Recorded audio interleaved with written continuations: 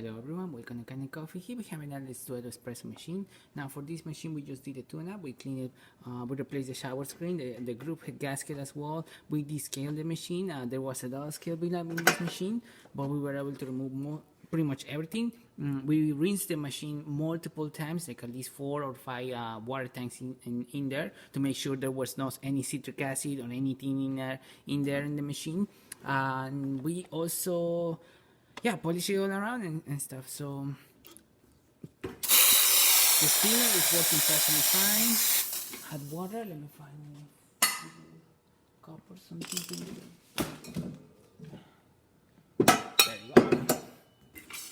Hot water, as you can see, having an excellent flow, really great temperature, working perfectly fine.